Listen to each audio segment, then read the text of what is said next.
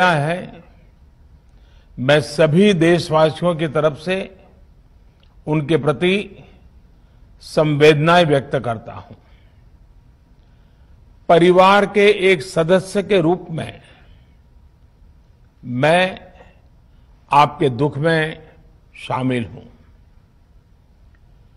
चुनौती बड़ी है, लेकिन हमें मिलकर अपने संकल्प, अपने हौसले और तैयारी के साथ इसको पार करना है।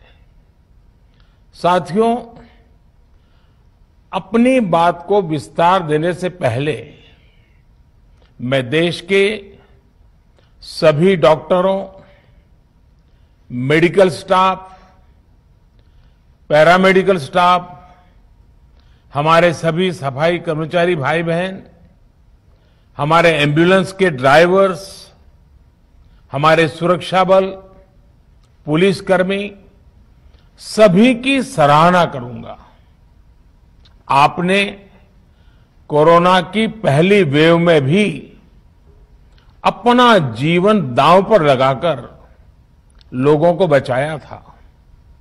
आज आप फिर इस संकट में अपने परिवार, अपने सुख, अपनी चिंता छोड़कर दूसरों का जीवन बचाने में दिन रात जुटे हुए हैं।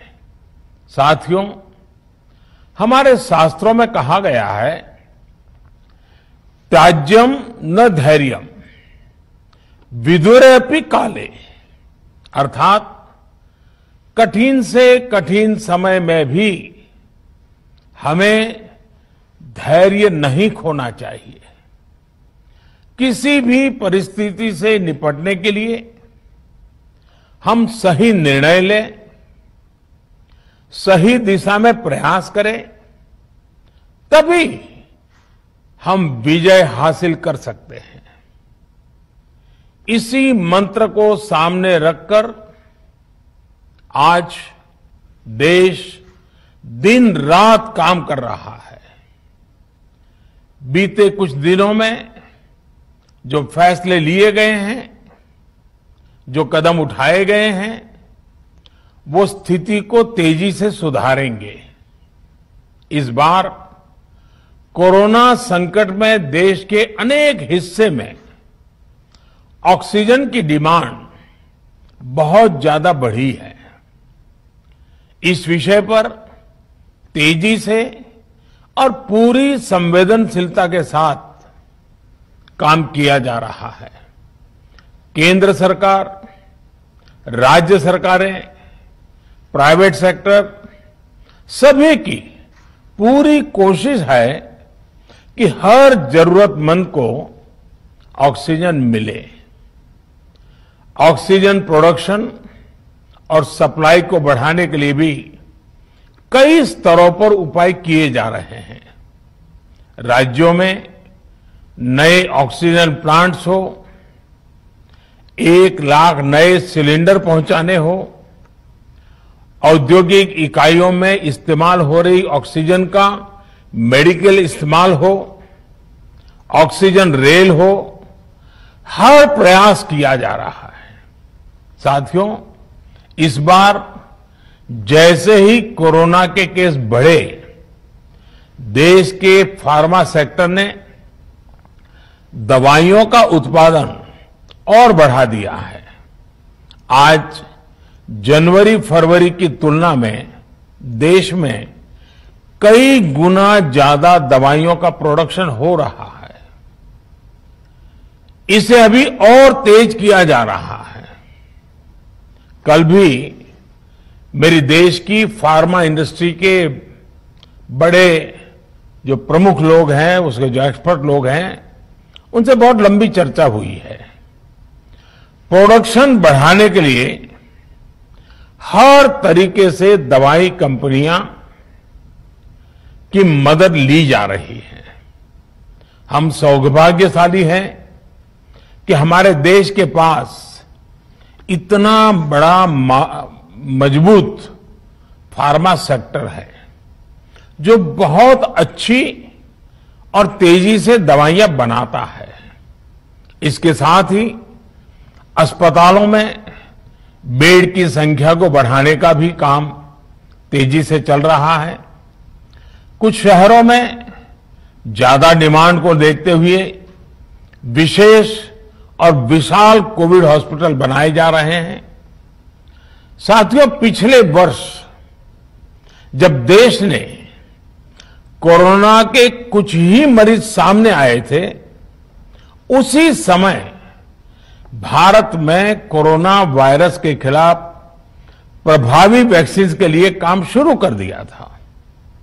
हमारे वैज्ञानिकों ने दिन रात एक करके बहुत कम समय में देशवासियों के लिए वैक्सीन विकसित की है।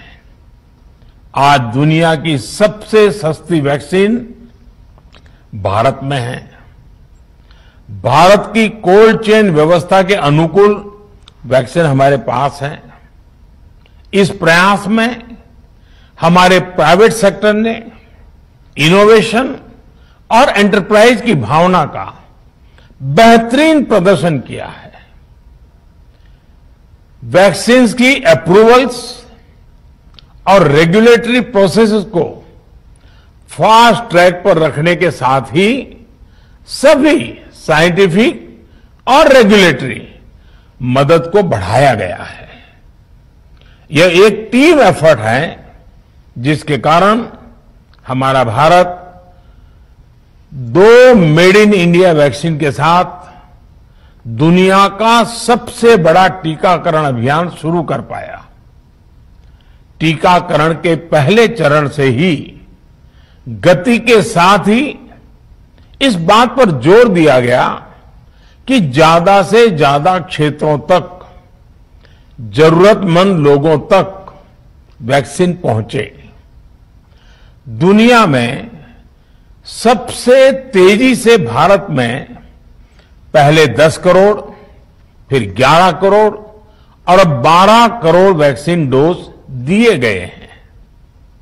आज कोरोना से इस लड़ाई में हमें हौसला मिलता है कि हमारे health care workers, frontline corona warriors और सीनियर सिटीजन्स के एक बड़े हिस्से को वैक्सीन का लाभ मिल चुका है।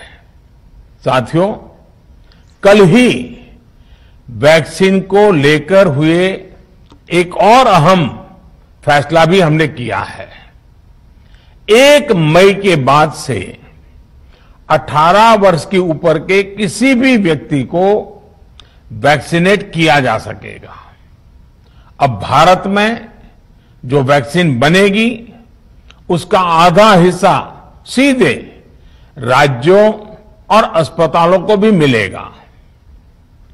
इस बीच गरीबों, बुजुर्गों, निम्न मध्यम वर्ग के लोग 45 वर्ष की आयु के ऊपर के व्यक्तियों के लिए केंद्र सरकार का जो वैक्सीन कार्यक्रम चल रहा है वो भी उतनी ही तेजी से जारी रहेगा। पहले की तरह ही सरकारी अस्पतालों में मुफ्त वैक्सीन मिलती रहेगी, जिसका फायदा, जैसा मैंने कहा, हमारे गरीब परिवार हो, हमारे मध्यम वर्ग, निम्न मध्यम वर्ग के परिवार हो, वो उनका लाभ उठा सकेंगे। साथियों, हम सभी का प्रयास जीवन बचाने के लिए है और जीवन बचाने के लिए तो है ही, प्रयास से भी ये है कि आर्थिक गतिविधियां और आजीविका कम से कम प्रभावित हो। प्रयास का तरीका यही रखा जाए। वैक्सीनेशन को 18 वर्ष की आयु के ऊपर के लोगों के लिए ओपन करने से शहरों में जो हमारे वर्कफोर्स है उसे तेजी से वैक्सीन उपलब्ध होगी। राज्यों और केंद्र सरकार के प्रयासों से श्रमिकों को भी तेजी से वैक्सीन मिलने लगेगी। मेरा राज्य प्रशासन से आग्रह है कि वो श्रमिकों का भरोसा जगाए रखे, उनसे आग्रह करें कि वो जहां है वहीं रहे। राज्यों द्वारा दिया गया ये भरोसा उनकी बहुत मदद करेगा कि वो जिस शहर में है वहीं पर अगले कुछ दिनों में वैक्सीन भी लगेगी और उनका काम भी बंद नहीं होगा। साथियों, पिछली बार जो परिस्थितियां थी वो अभी से काफी भिन्न थी। तब हमारे पास इस वैश्विक महामारी से लड़ने के लिए कोरोना स्पेसिफिक मेडिकल इंफ्रास्ट्रक्चर नहीं था। आप याद करिए देश की क्या स्थिति थी। कोरोना टेस्टिंग के लिए पर्याप्त लैब नहीं, पीपीई का कोई प्रोडक्शन नहीं, हमारे पास इस बीमारी के ट्रीटमेंट के लिए कोई खास जानकारी भी नहीं। लेकिन बहुत ही कम समय में हमने इन चीजों में सुधार किया। आज हमारे डॉक्टरों ने कोरोना के इलाज की बहुत ही अच्छी एक्सपर्टीज हासिल कर ली है। वो ज्यादा से ज्यादा जीवन बचा रहे हैं। आज हमारे पास बड़ी मात्रा में पीपीई किट्स हैं, लैब्स का बड़ा नेटवर्क है और हम लोग टेस्टिंग की सुविधा को निरंतर बढ़ा रहे हैं। साथियों, देश ने कोरोना के खिलाफ अब तक बहुत मजबूती से और बहुत धैर्य से लड़ाई लड़ी है। इसका श्रेय आप सभी को, सभी देशवासियों को ही जाता है। अनुशासन और धैर्य के साथ कोरोना से लड़ते हुए आप देश को यहां तक लाए हैं। मुझे विश्वास है जन भागीदारी की ताकत से हम कोरोना के इस तूफान को भी परास्त कर पाएंगे। आज हम अपने चारों ओर देख रहे हैं कि कैसे कई लोग, कई सामाजिक संस्थाएं जरूरतमंदों तक मदद पहुंचाने में दिन रात जुटे हैं। दवाई पहुंचाना हो, खाने या रहने की व्यवस्था करनी हो, लोग पूरे मनोयोग के साथ काम कर रहे हैं। मैं इन सभी के सेवा भाव को आदरपूर्वक नमन करता हूं और देशवासियों से अपील करता हूं कि अधिक से अधिक मात्रा में इस संकट की घड़ी में देशवासी आगे आएं और जरूरतमंदों तक मदद पहुंचाएं। समाज के पुरुषार्थ और सेवा के संकल्प से ही हम ये लड़ाई जीत पाएंगे। मेरा युवा साथियों से अनुरोध है कि वो अपनी सोसाइटी में, मोहल्ले में, अपार्टमेंट्स में छोटी छोटी कमेटियां बनाकर कोविड अनुशासन पालन करवाने में मदद करें। हम ऐसा करेंगे तो सरकारों को न कभी कंटेनमेंट जोन लगाने की जरूरत पड़ेगी, न कर्फ्यू लगाने की जरूरत पड़ेगी और लॉकडाउन का तो सवाल ही नहीं उठता है, आवश्यकता ही नहीं पड़ेगी। स्वच्छता अभियान के समय देश में जागरूकता फैलाने के लिए मेरे बाल मित्रों ने बहुत मदद की थी। छोटे छोटे बालक, 5वीं, 7वीं, 8वीं, 10वीं में पढ़ने वाले, उन्होंने घर के लोगों को समझाया था, मनाया था। उन्होंने बड़ों को भी स्वच्छता का संदेश दिया था। आज मैं फिर अपने बाल मित्रों से एक बात विशेष तौर पर कहना चाहता हूं। मेरे बाल मित्र, घर में ऐसा माहौल बनाइए कि बिना काम, बिना कारण घर के लोग घर से बाहर न निकले। आपकी जीत बहुत बड़ा परिणाम ला सकती है। प्रचार माध्यमों से भी मेरी प्रार्थना है कि ऐसे संकट की घड़ी में वो लोगों को सतर्क और जागरूक करने के लिए जो प्रयास कर रहे हैं उसे और बढ़ाएं। इसके साथ ही इसके लिए भी काम करें कि डर का माहौल कम हो सके, लोग अफवाह और भ्रम में न आए। साथियों, आज की स्थिति में हमें देश को लॉकडाउन से बचाना है। मैं राज्यों से भी अनुरोध करूंगा कि वो लॉकडाउन को अंतिम विकल्प के रूप में ही इस्तेमाल करें।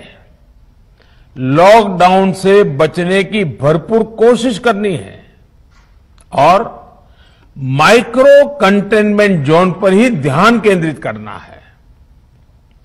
हम अपनी अर्थव्यवस्था की सेहत भी सुधारेंगे और देशवासियों की सेहत का भी ध्यान रखेंगे।